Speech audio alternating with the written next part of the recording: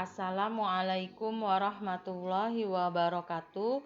Baik anak-anak, Ibu akan menjelaskan materi menyusun rekonsiliasi bank. Sebelumnya Ibu akan menjelaskan pengertian rekonsiliasi bank. Rekonsiliasi bank adalah pengecekan mutasi kas dalam suatu periode tertentu dengan cara membandingkan antara catatan menurut perusahaan dan catatan menurut bank dalam rekening koran. Tujuan rekonsiliasi bank adalah untuk mengetahui yang belum atau salah dicatat baik di perusahaan maupun di bank. Hasil kegiatan rekonsiliasi disusun dalam bentuk laporan rekonsiliasi bank atau bank reconciliation. Pada dasarnya, sebelum menyusun rekonsiliasi bank, perusahaan harus tahu bagaimana cara membandingkan antara catatan menurut kas perusahaan dan catatan menurut bank. Hal-hal penyebabnya dapat kita cek. Pertama, 1. Transaksi penerimaan yang sudah dicatat perusahaan tetapi belum dicatat oleh bank, maka akan dicatat menambah pada saldo kas di bank. Contohnya uang tunai hasil penjualan, setoran dalam perjalanan, deposit in transit. Ini Ibu tandai dengan tanda bertambah di bank. Kenapa bertambah? Karena transaksi penerimaan. Kedua, transaksi pengeluaran yang sudah dicatat perusahaan tetapi belum dicatat oleh bank, maka akan dicatat mengurangi pada saldo kas di bank.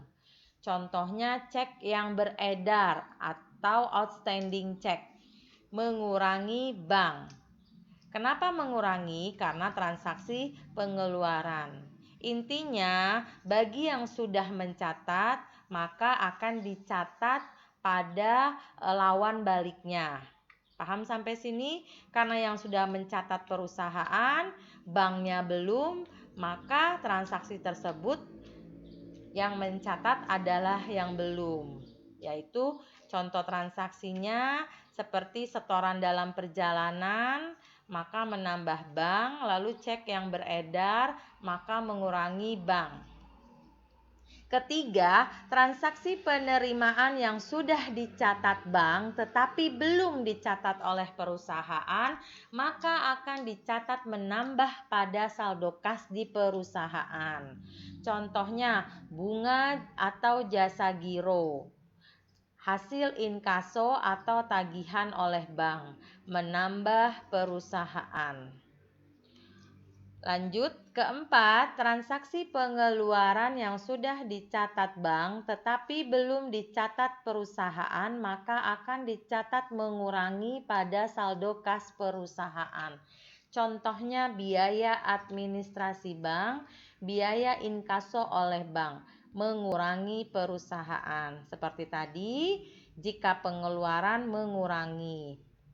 Kelima, adanya kesalahan pencatatan, baik yang dilakukan oleh perusahaan maupun bank. Nah, tolong diperhatikan di sini, jika kesalahan pencatatan dilakukan oleh perusahaan, maka berpengaruh terhadap perusahaan.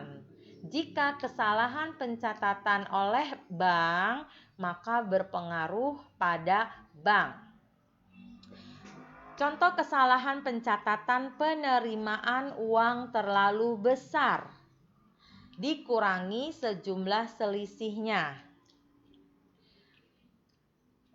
Mengurangi bank jika bank yang melakukan kesalahan, mengurangi perusahaan jika perusahaan yang salah. Penerimaan uang, kesalahan pencatatan penerimaan uang terlalu kecil, ditambah sejumlah selisihnya. Jika kesalahan bank, menambah bank. Jika kesalahan perusahaan, menambah perusahaan. Pengeluaran, kesalahan pencatatan pengeluaran terlalu besar, ditambah sejumlah selisihnya. Menambah bank, menambah perusahaan. Pengeluaran terlalu kecil dikurangi sejumlah selisihnya, mengurangi bank, mengurangi perusahaan. Perhatikan di sini penerimaan terlalu besar dikurangi, pengeluaran terlalu besar ditambah. Begitupun sebaliknya. Tolong pelajari baik-baik dan dipahami di sini supaya kalian akan selalu ingat. Kamu tutup mata lalu kamu memahaminya, penerimaan terlalu besar dikurangi, pengeluaran terlalu besar ditambah. Harus banyak latihan. Cek kosong dicatat mengurangi pada saldo kas perusahaan. Mengurangi perusahaan. Baik, kita lihat contoh soal dan kita akan menganalisisnya. Pertama, setoran cek berarti kita menerima cek. Ya, menerima cek 17.600.000. Jadi ini cek penerimaan ya, bukan cek pengeluaran. Setoran cek 17.600.000 dicatat oleh pihak bank dalam rekening koran dengan nilai 16.700.000. Artinya ini penerimaan terlalu kecil. Kita lihat di sini penerimaan terlalu kecil maka menambah. Nah, karena di sini kesalahannya oleh bank, maka menambah bank. Selisihnya 900.000. Kedua, cek yang diterima dari debitor 12.500.000 ditolak oleh bank karena dana tidak cukup. Artinya, cek tersebut tidak ada dananya, maka disebut cek kosong. Sudah pasti mengurangi perusahaan. Ketiga, cek yang dikeluarkan untuk membayar utang 19.500.000 dicatat dalam jurnal pengeluaran kas 15.900.000. Artinya ini adalah kesalahan pencatatan pengeluaran terlalu kecil. Sekarang kita lihat pengeluaran terlalu kecil maka harus mengurangi. Kita lihat mengurangi karena di sini kesalahannya oleh perusahaan maka mengurangi perusahaan. Kenapa disebut mengurangi perusahaan? Karena di sini ada bahasa jurnal pengeluaran kas. Di dalam perusahaan itu ada pencatatan di jurnal pengeluaran kas. Oke, keempat, hasil inkaso piutang perusahaan. Hasil inkaso kita lihat itu pengaruhnya adalah, kita lihat ini hasil inkaso. Nah, ini dia. Hasil inkaso menambah perusahaan. Kita lihat lagi hasil inkaso menambah perusahaan. Lalu di sini ada biaya inkaso. Kita lihat ada nggak biaya inkaso? Oh iya, biaya inkaso mengurangi perusahaan. Ya, mengurangi perusahaan nih. Biaya inkasonya mengurangi perusahaan, hasil inkasonya menambah perusahaan. Kelima, setoran dalam proses. Setoran dalam proses, kita lihat di sini setoran dalam proses, yaitu mana ini? Setoran dalam proses atau dalam perjalanan menambah bank, maka transaksinya adalah menambah bank. Cek dalam peredaran, maka cek dalam peredaran, kita lihat di sini cek yang beredar mengurangi bank, maka transaksi ini mengurangi bank. Nah, sekarang kita susun dalam laporan rekonsiliasi bank. Oh iya, terakhir ada jasa giro. Jasa giro, kita perhatikan di sini, jasa giro, tadi ada jasa giro, kita cek lagi. Jasa giro menambah perusahaan. Nah, menambah perusahaan. Lalu ada biaya administrasi bank. Biaya administrasi bank itu kita lihat nih, biaya administrasi bank mengurangi perusahaan. Nah, maka transaksi ini mengurangi perusahaan. Nah, kita susun ke dalam laporan rekonsiliasi bank karena transaksi tersebut kita buat dalam laporan yang dinamakan dengan laporan rekonsiliasi bank. Nah, cara penyusunannya yang pertama yang paling mudah, laporannya bentuknya seperti ini. Pertama, di atas kita membuat saldo menurut bank, maka kita akan menganalisis mana dulu yang berhubungan dengan bank, baik dari saldo awalnya, lalu penambahan terjadi perbandingannya, dan pengurangan terjadi perbandingannya. Lalu saldonya menjadi saldo kas yang benar. Lalu setelah itu kita menyusun saldo menurut catatan perusahaan, saldo awal perusahaannya, lalu perbandingan yang menambahnya, dan perbandingan yang menguranginya, sehingga menjadi saldo kas yang benar. Sekarang kita lihat baik-baik. Saldo menurut bank, saldo rekening koran awalnya, kita lihat dari contoh soal itu. Contoh soal, oke, ini karena soalnya terpotong, nanti Ibu kasih tahu ini berarti saldo awalnya sebesar 159.227.500. Lalu tadi yang menambah, kita cek di sini yang menambah yaitu yang menambah bank, yaitu setoran dalam proses. Lalu yang menambah bank adalah selisih, ini dia. Jadi poin transaksi nomor 1 dan poin transaksi nomor 5. Kita perhatikan benar tidak? Iya. 48 juta dengan 900.000 ini kita apain? Karena menambah, maka di sini harus ditambah. Oke, lalu 159.227.500 ditambah 48.900.000 ditambah menjadi 208.127.500. Lalu ada lagi nggak yang menambah? Oh, ternyata tidak ada. Jika tidak ada, maka kita mencatat perbandingan yang mengurangi. Sekarang kita lihat di sini dari transaksi 1 sampai 7 tadi yang mengurangi bank apa saja? Yaitu yang mengurangi bank cek dalam peredaran.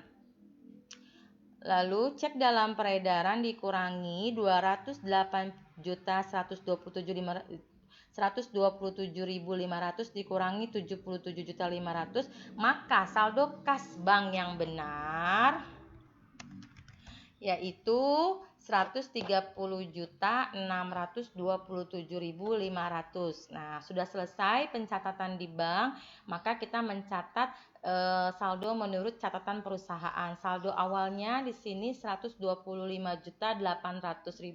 Ini sebenarnya sudah ada data awalnya ya. Jadi kamu nggak perlu tahu dari mana ini saldo awal, itu biasanya sudah ada di data awalnya ya. Lalu kita mencatat yang perbandingan yang menambah. Kita lihat dari poin 1 yang menambah perusahaan. Mana yang menambah perusahaan ya?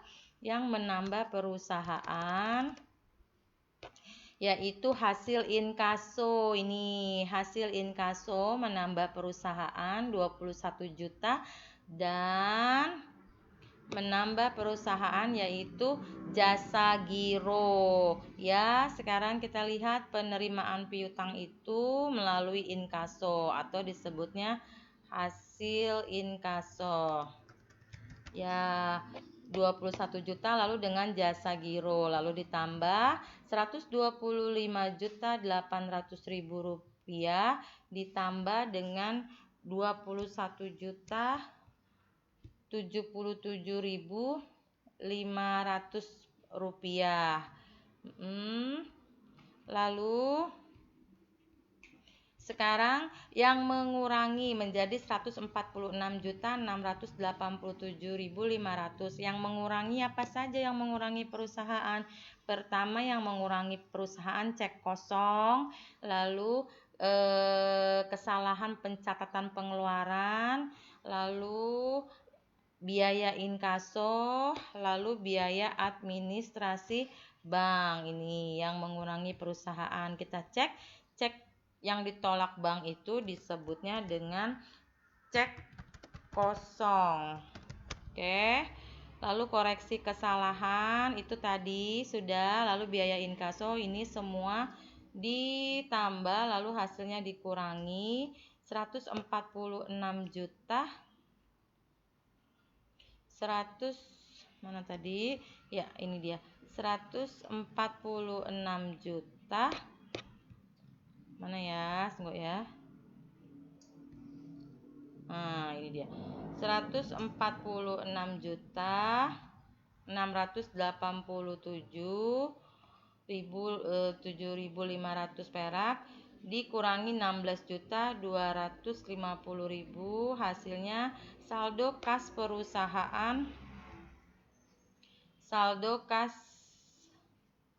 perusahaan yang benar 130.627.500 rupiah. Nah, untuk mengetahui laporan rekonsiliasi pengerjaan kita benar atau salah, yaitu catatan menurut bank setelah diperbandingkan, maka hasilnya sama, maka pekerjaan kita dianggap betul. Baik, demikianlah penyusunan laporan rekonsiliasi bank. Kesimpulannya, terlebih dahulu kalian harus menganalisis transaksi yang terjadi dengan cara menentukan mana yang menambah bank, mana yang menambah perusahaan, mana yang mengurangi perusahaan, dan mana yang mengurangi bank. Cukup sekian. Wassalamualaikum warahmatullahi wabarakatuh.